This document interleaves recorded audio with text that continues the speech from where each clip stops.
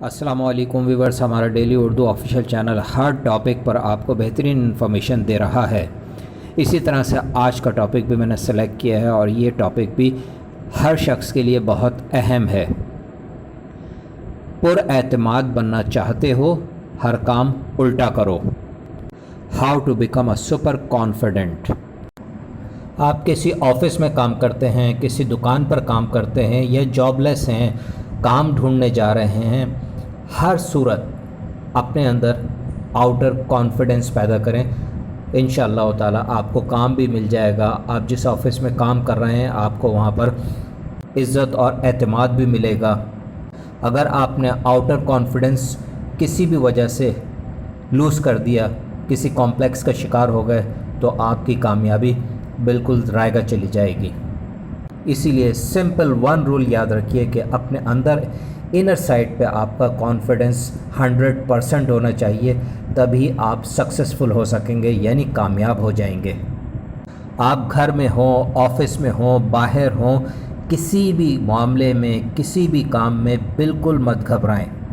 जिस वक्त इंसान के दिमाग में बहुत सारे ख़यालात आने लगते हैं तो उस वक्त इंसान हर मामले के अंदर घबराहट का शिकार हो जाता है।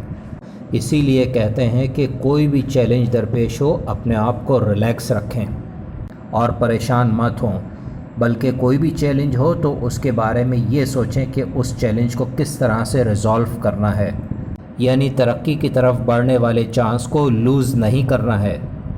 जिस वक्त आपका इनर और आउटर पुरएतमाद होगा तो आप हर चैलेंज का मुकाबला बआसानी कर सकेंगे और हर मैदान में आप छक्का लगाकर विनिंग पॉइंट पर पुरएतमाद नज़र आएंगे।